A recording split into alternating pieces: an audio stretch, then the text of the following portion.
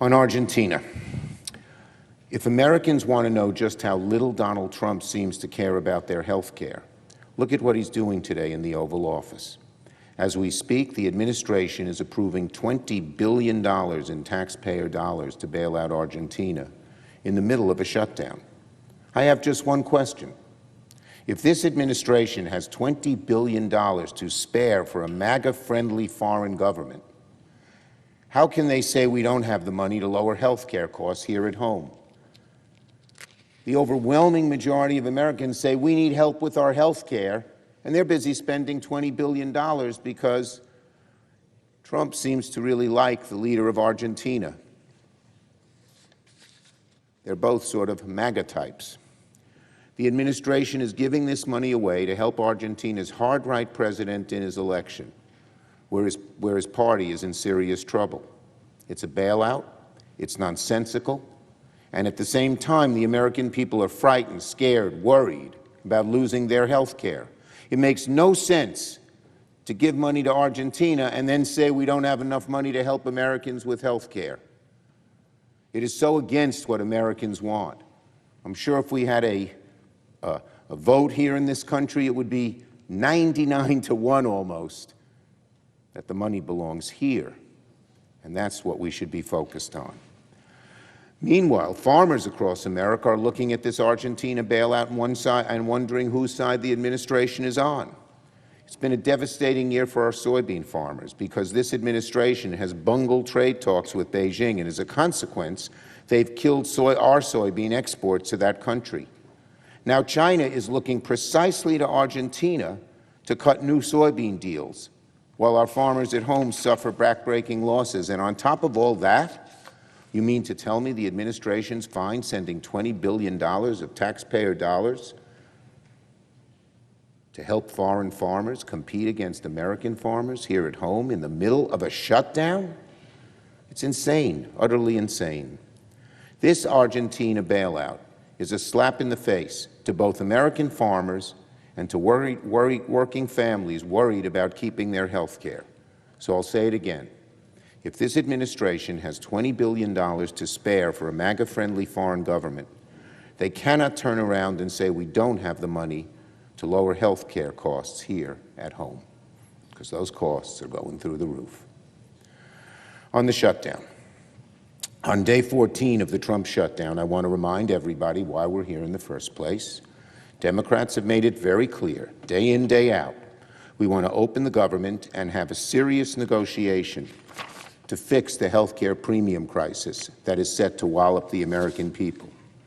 Nearly everyone agrees that looming ACA premium hikes is a devastating problem. The public knows it, we Democrats know it, the White House privately knows it, and even many Republicans here in Congress know it. They admit it. And yet, Republicans remain dug in and insist there's nothing to negotiate when it comes to health care, that they won't even sit down and talk with Democrats about it. That makes no sense. That's not the way we always get our CRs done. The Republican leader has now scheduled 7 votes on the Republican partisan CR, and it has failed to secure enough votes to pass this chamber each time. That means, like it or not, the Republican leader needs to work with Democrats in a bipartisan way to reopen the government, just as we did when we passed 13 CRs when I was majority leader. Last week, we saw what happens when Republicans choose to work with Democrats in a serious way. We passed the NDAA with the National Defense Bill, with a strong bipartisan vote. We need the same enthusiasm from Republicans that we saw in the NDA here in the health care issue. And of course, the biggest roadblock right now to reopening the government is the Speaker of the House. The Speaker has now kept Congress on vacation for 3 weeks. It's just incredible. Government workers must work without getting paid. House Republicans get paid without working. Johnson continues to insist there is nothing to negotiate. But I want to make one point very clear. Republican leaders can say all they want, there's nothing to negotiate. But if Republicans don't change course, then very soon 20 million Americans are going to face financial catastrophe when their health care premiums go through the roof. And many more Americans will face it than the 20 million, but 20 million are right on the front lines here because of the ACA. That is reality Republicans can't make disappear by just digging in. The ACA premium crisis is not a fix-it-later issue, but rather a fix-it-now issue, because open enrollment starts in less than a month, and window shopping has already begun in several states where people have the awful choice. Should I go without health care altogether with my family? What if my kid or my spouse or myself gets sick? Or should I cut back on almost everything else because I need to pay huge increases in my health care insurance? So Republicans may think they can dig in until the next ice age, but a fork in the road is coming their way whether they like it or not. Either work with Democrats to fix ACA premiums or sit by as 20 million Americans pay thousands of dollars more out of pocket. If Republicans remain dug in, the American people will hold them responsible for rising health care costs. If Republicans do nothing, then they will be the ones triggering a massive health care panic that will be felt from coast to coast. This is a non-negotiable fact. Democrats want to avoid reaching that point. We want to work in a serious way with our Republican colleagues and with President Trump to defuse this health care crisis before it starts. But we're running out of time. Mr. President, quote, "Every day gets better for us," end quote. So said the Democrat leader in an interview published on Thursday, hours before Democrats once again voted to keep the government closed and to deny service members a paycheck. Federal workers, including law enforcement officers, missed part of their pay last Friday. But hey, at least life is getting better for Senate Democrats. Mr. President, a CNN article from Thursday said that Democrats are preparing to keep on with this shutdown for, and I quote, "several more weeks." I guess Democrats are not going to be satisfied until military families and government workers are lining up at food banks or visiting payday lenders or simply charging necessary items like milk and bread on their credit cards to be repaid later, if they can, along with the big interest charges that come with that. But hey, while military families and government workers may be deeply stressed, at least life is getting better every day for Senate Democrats. Mr. President, I could at least understand a little bit more where Democrats are coming from if Republicans were asking them to swallow a lot of new Republican policies to reopen the government. But Republicans aren't asking Democrats for anything. We're not asking them to support any new Republican policies. We're not asking them to swallow any partisan policy riders. We have put forward, and the House has passed, a clean, nonpartisan CR. That's the bill Democrats are rejecting. And by the way, you certainly don't have to take my word for it that we put forward a clean bill. Here's what one mainstream news publication said last week, and I quote, "It's important to note that Democrats instigated this shutdown. They rejected a clean funding proposal and demanded significant and expensive health care policy changes in exchange for their votes," end quote. It's important to note that Democrats instigated this shutdown. They rejected a clean funding proposal and demanded significant and expensive health care policy changes in exchange for their votes, end quote.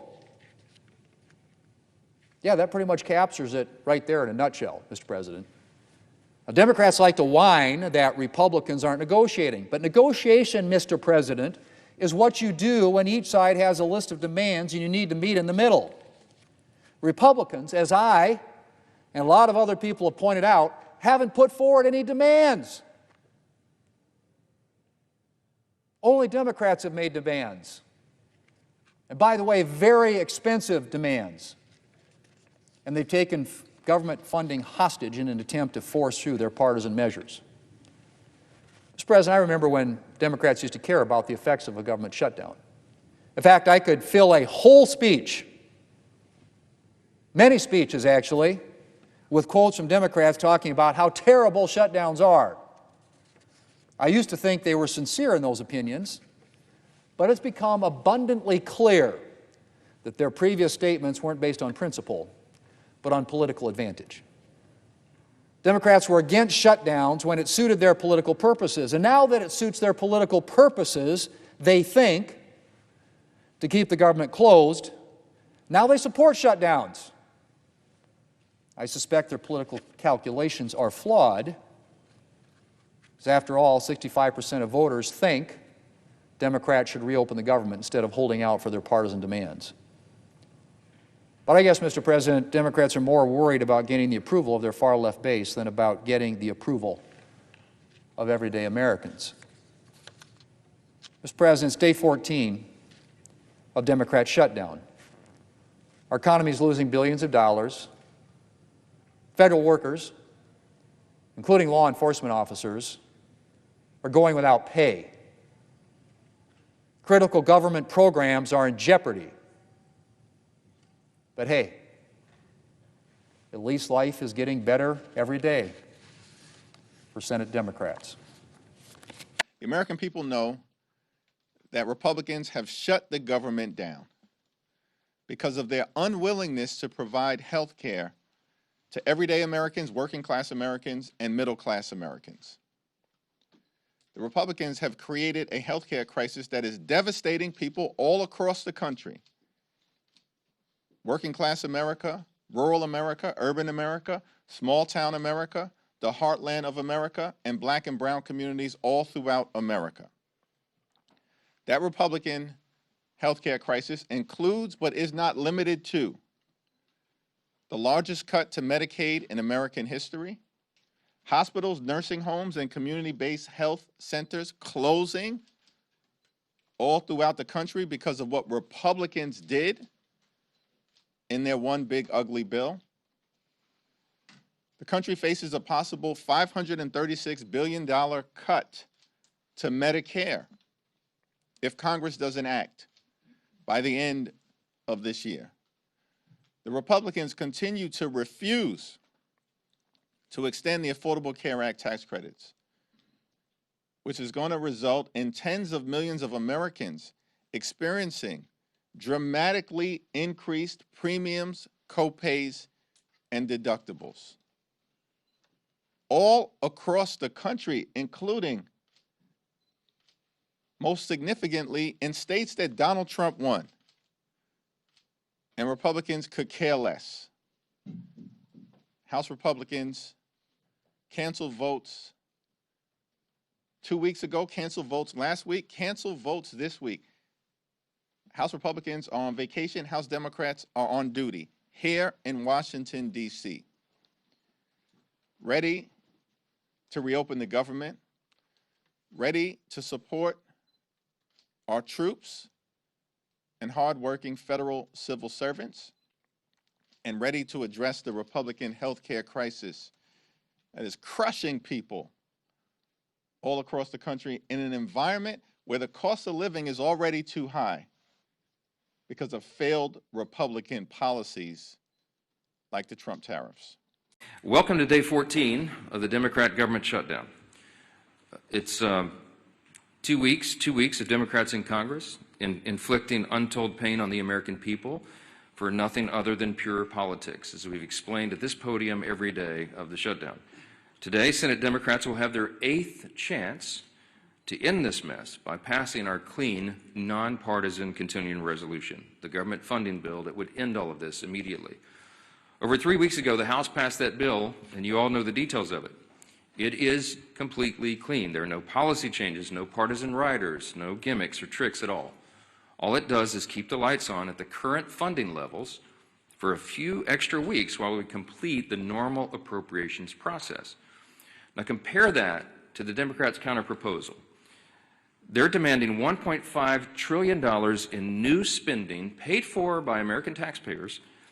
And I want you to be specific. I want us to be specific. I want you to note what that counterproposal includes, because we've not yet gone into all the details of it, because it's large and very absurd. But here's some of the highlights of this. It would reverse common sense reforms that Republicans made in the Working Families Tax Cut that keep illegal aliens off taxpayer-funded health care. This is a fact. Page 57, Section 2141 of their counterproposal, as we've been posting everywhere. And it would, they would add the illegal aliens, non-citizens, back to taxpayer-funded benefits. It would cost taxpayers nearly $200 billion. They would also remove a very reasonable and modest work requirement that we put on able-bodied young men with no dependents. As we've said, they should not be riding the wagon and taking Medicaid. That is intended for vulnerable populations, the elderly, disabled, and young pregnant women, for example, and not young able-bodied men without dependents who are playing video games. We put that into the law because it's common sense.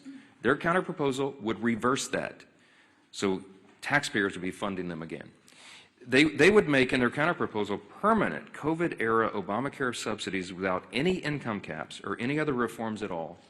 They would make that permanent. That would cost taxpayers an estimated $358 billion. They would take away the $50 billion that we put into the law to support rural hospitals. They would remove that. And they would send $500 million to liberal news outlets by refunding the Corporation for Public Broadcasting. It would also restore up to $5 billion of American taxpayer funds for wasteful spending for international projects. Here's a couple of examples. This is in their legislation, their counterproposal on the CR to keep the lights open. This is what they want to do. They want to spend $24.6 million of your hard-earned dollars as a taxpayer for climate resilience in Honduras. They want to spend $13.4 million for civic engagement in Zimbabwe. They want to send $3.9 million for LGBTQI+ democracy grants in the Western Balkans. They want to spend $2.9 million of your dollars for desert locust risk reduction in the Horn of Africa. And $2 million for, quote, organizing for feminist democratic principles in Africa. We are not doing that. These are unserious proposals from unserious people, and they are playing games while real Americans are being harmed adversely by the shutdown.